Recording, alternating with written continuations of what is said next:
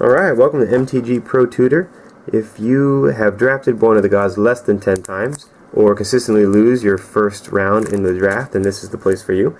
We are going to open up a booster pack and see what's inside. Remember that when you draft Born of the Gods, you're going to get Born of the Gods first, and then Theros. So only one pack of Born of the Gods. That's very important. Let's see what our first pick would be to start this draft off. Let's see. The first thing I always do when I open up a pack is I take out the marketing card and the land. So I go marketing card and land, and then I always look at the rare. Alright, Phoenix, God of Deception. So he is one of the new gods. He is a 4/7 for 5 black, blue, and 3 other. And he's indestructible.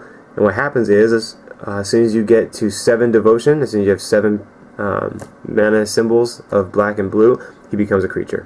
Okay?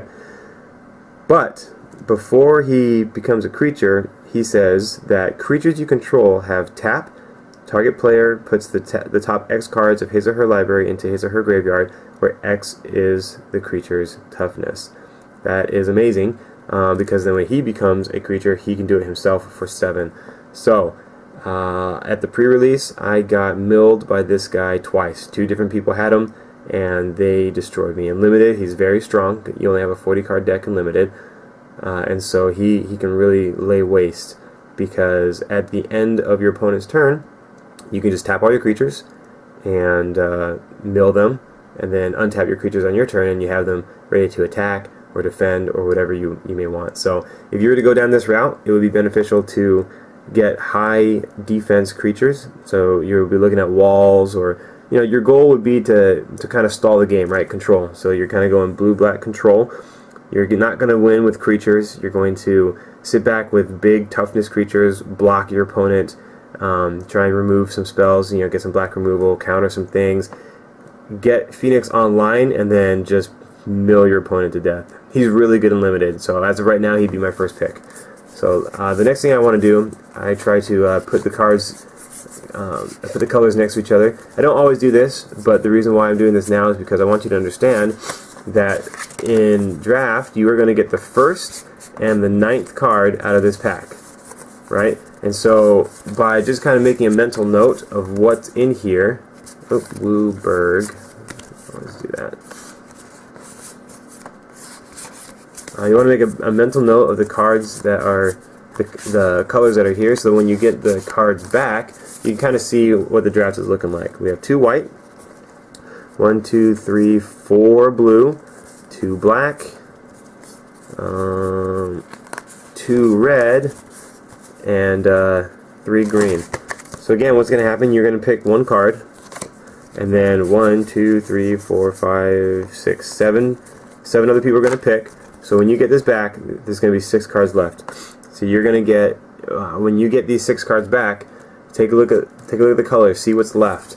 If all the blues are gone, then 4 out of 7 people picked blue. You just kind of want to remember more or less what was in this first pack. If all the greens are gone, then you know that 3 out of 7 picked green, and there will be a lot of green at the table. Kind of give you an idea of what people might be going for. Alright, so Oreskos Sun Guide. Whenever Oreskos Sun Guide becomes untapped, you gain 2 life. He's a 2/2 for 2. Not a bad white 2-drop, but not the best white 2-drop. Afara's Radiance. Enchanted creature gets pay 1 white and 1 other. Tap to you, gain 3 life, excuse me. So this is probably best as a inspire trigger, but still not first pick. You're not going to grab this guy. Stratus Walk. Enchanted creature gains flying, and when you play this card, you get to draw a card. So it replaces itself and gives you flying. The only drawback is the enchanted creature can only block creatures with flying. Maybe not bad if you're building up a monster, a hero as they call them, and you just want to be able to swing in for more damage. Nullify. Counter target creature or aura spell for 2 blue. Gods count as creatures, so when they're cast, they count as creatures, so you can counter a god. That happened to me. Melitist Astronomer. Heroic. Whenever you cast a spell that targets Melitist Astronomer, look at the top 3 cards of your library. You may reveal an enchantment card from among them and put it into your hand. Put the rest on the bottom in any order. So that's pretty good. It also has 3 toughness, so you might be able to take the Phoenix, and this might come around, but by the time you get your 9th pick, most of the uncommons will probably be gone. So Phoenix Disciple is not good. He is a 2/2 for 5, so that fails the vanilla test, and he's flying. When he untaps, you get to draw a card. So pretty good ability, but it's going to be hard to get him to untap because he's so weak. Next you have the black cards. Forsaken Drifters, a 4/2 for 4. When Forsaken Drifter dies, put the top 4 cards of your library into your graveyard. Not first pick. Don't grab him. Here you go. Black Oak of Odunis. It's a 0/5 defender. Tap another untapped creature you control. Black Oak of Odunis gets +1/+1 until end of turn. So that's pretty good. This would be great with Phoenix because he has such a high defense.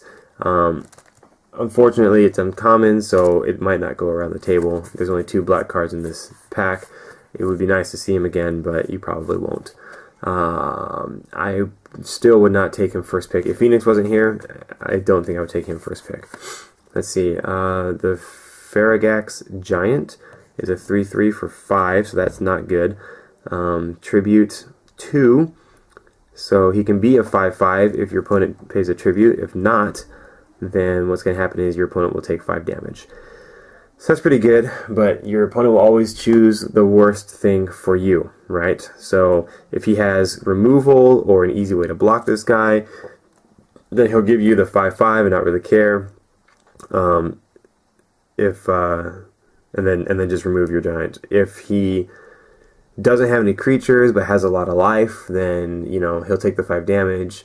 Or maybe he has a bunch of chump blockers, and he'll take the 5 damage and then just be able to block this guy and not really worry about it. So I don't know. Faragax Giant, I don't think he's that good. Impetuous Sunchaser, a 1/1 flying haste for 2, and that's pretty good. You get to swing on turn 2 with him. He has to attack each turn if able, so he's not a bad guy to beef up, kind of make into your hero, but you're eventually going to lose him if you don't beef him up because he has to attack each turn if able. So Citizen Starbreaker, I don't like this guy at all. He's a 2/1 for 4. It's terrible. When he enters the battlefield, destroy target aura, not enchantment aura. So you cannot destroy gods and their weapons, things like that. You can destroy bestowed creatures that are bestowed, and you can destroy other auras. So Charging Badger, terrible. Don't take it. It's a 1/1 trample for 1. It's common. It'll probably come around because he's terrible. Don't waste your time. Don't waste your pick on him. Grave Robber Spider, he's great. He's a 2/4 for 4. So I mean, he's basically a giant spider.